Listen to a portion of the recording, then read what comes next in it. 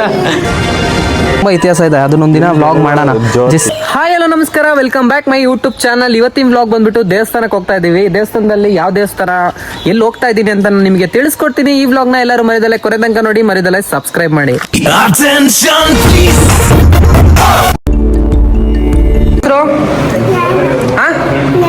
ಜ್ಞಾನ ಫಸ್ಟ್ ರ್ಯಾಂಕ ನೀನು? ಎಷ್ಟನೇ ಕ್ಲಾಸು? LKG ಪಾಸ್ ಈಗ? ವಾವ್. ಯಾರು ನಿಮ್ಮ ಮಿಸ್ಸು? ಅವರಾ ನಿಮ್ಮ ಮಿಸ್? ಇವರ ನಿಮ್ಮ ಮಿಸ್ಸು? ಥ್ಯಾಂಕ್ ಯು ಹೇಳಿ ನಿಮ್ಮ ಮಿಸ್ಸಿಗೆ.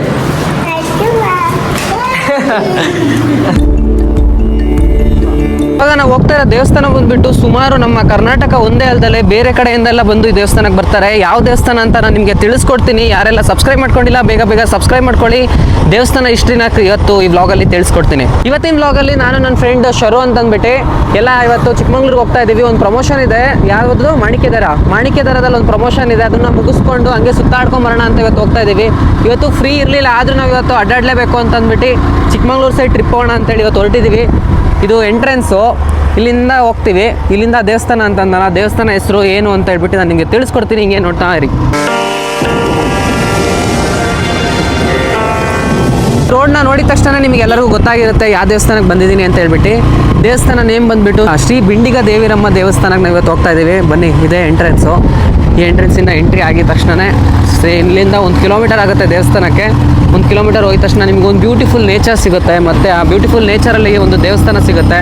ದೇವಸ್ಥಾನ ನೋಡಿದ ತಕ್ಷಣ ನೀವಂತೂ ಇವತ್ತು ಸುತ್ತಮುತ್ತ ಚಿಕ್ಕಮಂಗ್ಳೂರು ಸುತ್ತಮುತ್ತ ಇರೋರು ಬಂದಿರ್ತಾರೆ. ಆದರೆ ಹೊರಗಡೆ ಯಾರು ಈ ವಿಡಿಯೋನ ನೋಡ್ತಿದ್ರೆ ನಿಜವಾಗ್ಲೂ ಖುಷಿ ಆಗ್ತೀರಾ, ಅಷ್ಟು ಚೆನ್ನಾಗಿದೆ ದೇವಸ್ಥಾನ ಬಂದುಬಿಟ್ಟು. ಇಲ್ಲಿ ಬೆಟ್ಟದ ಮೇಲೆ ದೇವರಿರೋದು.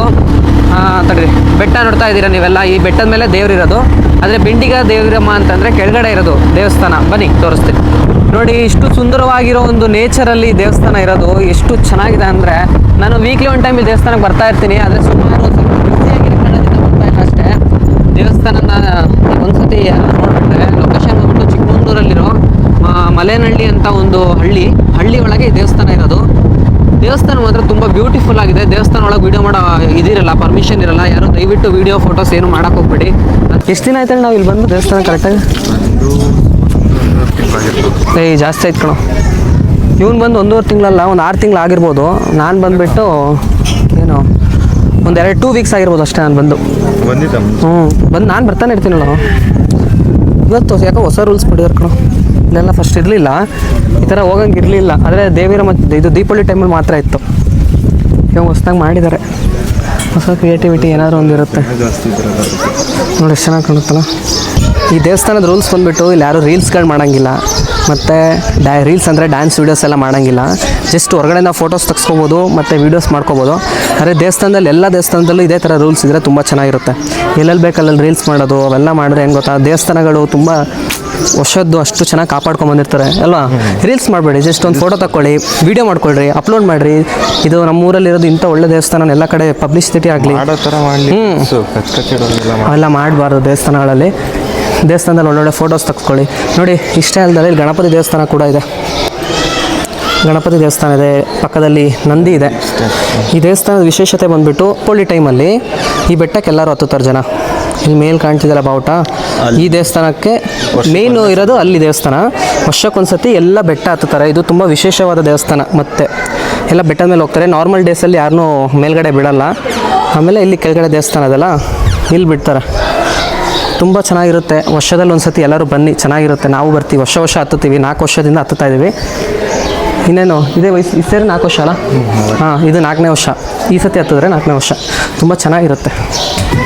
ಕರೆಕ್ಟಾಗಿ ಕಾಣ್ತಾ ಇರಲಿಲ್ಲ, ಇಲ್ಲಿ ನೋಡಿ, ಇಲ್ಲಿಂದ ಕರೆಕ್ಟಾಗಿ ಕಾಣುತ್ತೆ ನಿಮಗೆ ಅಲ್ವಾ. ಬೆಟ್ಟದ ಮೇಲೆ ಮಾತ್ರ ತುಂಬ ಚೆನ್ನಾಗಿರುತ್ತೆ ವ್ಯೂ. ಇವಾಗ ಅಲ್ಲಿ ಹತ್ತಕ್ಕೆ ಬಿಡಲ್ಲ ಈ ಟೈಮಲ್ಲೆಲ್ಲ. ಲಕ್ಷ ಇಡೀ ಬೆಟ್ಟ ಫುಲ್ಲು ಕೇಸರಿ ಶಾಲ ಹಾಕೊಂಡಿರ್ತಾರೆ. ಫುಲ್ಲು ಕೇಸರಿಯಾಗಿ ಕಾಣ್ತಾ ಇರುತ್ತೆ. ಮತ್ತು ಒಂದು ರೆಸಾರ್ಟ್ ಕೂಡ ಇದೆ. ರೆಸಾರ್ಟಿಂದ ನಮ್ಗೆ ಅಷ್ಟು ಐಡಿಯಾ ಇಲ್ಲ. ದೇವಸ್ಥಾನಕ್ಕೆ ಮಾತ್ರ ವರ್ಷಕ್ಕೆ ದೀಪಾವಳಿ ಹಬ್ಬದ ದಿನ ಮಾರನೇ ದಿನ ಮೇಲೆ ಬೆಟ್ಟಕ್ಕೆ ಹತ್ತಕ್ಕೆ ಬಿಡ್ತಾರೆ. ತುಂಬ ಚೆನ್ನಾಗಿರುತ್ತೆ. ಇಂಥವೆಲ್ಲ ಎಲ್ಲಿ ಮುಂದೆ ಸಿಗುತ್ತೋ ಇಲ್ಲ ಗೊತ್ತಿಲ್ಲ, ಆದರೆ ಇವಾಗ ಪ್ರೆಸೆಂಟ್ ಸಿಗ್ತಿದೆ. ಬೆಟ್ಟ ಹತ್ತೋದು ಅಷ್ಟೇ ಇದು ಏನಂತಾರೆ ಅದಕ್ಕೆ ಅಲ್ಲಿ ಒಟ್ಟು ಅಲ್ಲಿ ಜ್ಯೋತಿ ಬೆಳಗೋದ್ಮೇಲೆ ಇಲ್ಲಿ ಉಪವಾಸ ಮುಗಿಯೋದು.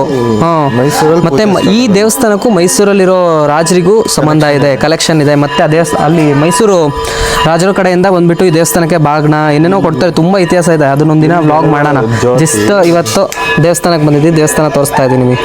ದೇವಸ್ಥಾನದಲ್ಲಿ ಎಷ್ಟೇ ಜನ ಬಂದರೂ ಕೂಡ ಪ್ರತಿದಿನವೂ ಊಟದ ವ್ಯವಸ್ಥೆ ಇರುತ್ತೆ. ಎಷ್ಟು 12 ಗಂಟೆ, 1 ಗಂಟೆಯಿಂದ ಸ್ಟಾರ್ಟ್ ಆಗಿ 2 ಗಂಟೆ ತನಕ, 2:30 ತನಕ ಇರುತ್ತೆ. ಅಲ್ಲ 12ರಿಂದ 2:30 ತನಕ ಇದೆ. ಎಲ್ಲರೂ ಬರ್ಬೋದು ಊಟಕ್ಕೆ. ಊಟನೂ ಅಷ್ಟೇ ಚೆನ್ನಾಗಿರುತ್ತೆ. ಏನೇನು ಕೊಡ್ತಾರೆ ನೋಡೋಣ ಬನ್ನಿ ಇವತ್ತು. ನೋಡಿ, ಈ ಊಟನ ತುಂಬ ಜನ ಇಷ್ಟಪಡ್ತಾರೆ. ಈಗ ದೇವಸ್ಥಾನಗಳಲ್ಲಿ ಆವಾಗಿನ ಊಟಗಳೇ ಸಿಗ್ತಾ ಇಲ್ಲ, ಆದರೆ ಈ ದೇವಸ್ಥಾನದಲ್ಲಿ ಫಸ್ಟಿಂದ ನಾನು ಯಾವಾಗಿಂದ ಊಟ ಮಾಡ್ತಿದ್ದೀನೋ ಇವಾಗಲೂ ಅದೇ ಟೇಸ್ಟ್ ಇದೆ. ಮತ್ತು ಏನೇನು ಕೊಡ್ತಾರೋ ಇನ್ನೂ ಜಾಸ್ತಿ ಐಟಮ್ಗಳು ಸಿಗುತ್ತೆ ಹೊರತು. ಇವತ್ತು 3 ಐಟಮ್ ಮಾಡಿದ್ದಾರೆ: ಅನ್ನ, ಸಾಂಬಾರು, ಪಲ್ಯ, ಪಾಯಸ ಮಾಡಿದ್ದಾರೆ. ತುಂಬ ಚೆನ್ನಾಗಿರುತ್ತೆ. ಪ್ರತಿಯೊಬ್ಬರು ಬನ್ನಿ ದೇವಸ್ಥಾನಕ್ಕೆ ಒಂದ್ಸತಿ ವಿಸಿಟ್ ಮಾಡಿ. ದೇವಸ್ಥಾನಗಳಿಗೆ ನಮ್ಮ ಚಿಕ್ಕಮಂಗ್ಳೂರು ಸೈಡು ತುಂಬ ದೇವಸ್ಥಾನಗಳಿದೆ, ನೀವೆಲ್ಲ ಬರ್ಬೋದು. ಇಲ್ಲೇನೋ ಸುಮಾರು ದೇವಸ್ಥಾನಗಳಿದೆ.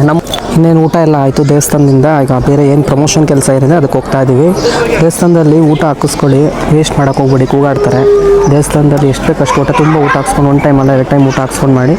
ಅಂದರೆ ಊಟನ ಮಾತ್ರ ಯಾರು ವೇಸ್ಟ್ ಮಾತ್ರ ಮಾಡೋಕೆ ಹೋಗಬೇಡಿ. ಇವತ್ತಿನ ಪ್ಲಾನ್ ಸ್ವಲ್ಪ ಚೇಂಜ್ ಆಗಿದೆ. ಯಾಕಂತಂದರೆ ಕಡೂರಲ್ಲಿ ಎಮರ್ಜೆನ್ಸಿ ಕೆಲಸ ಇದೆ ಮನೆದು, ಒಂದು ಸ್ವಲ್ಪ ಅದಕ್ಕೆ ಹೋಗ್ತಾ ಇದ್ದೀನಿ.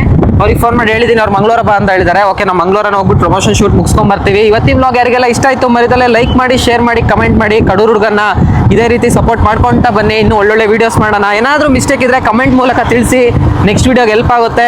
ಎಲ್ಲರೂ ಬೇಗ ಬೇಗ ಸಬ್ಸ್ಕ್ರೈಬ್ ಮಾಡ್ಕೊಳ್ಳಿ. ಎಲ್ಲ ವೀಡಿಯೋನು ನೋಡ್ತಾ ಇರಿ, ನನ್ನ ಸಪೋರ್ಟ್ ಮಾಡ್ತಾ ಇರಿ. Thank you.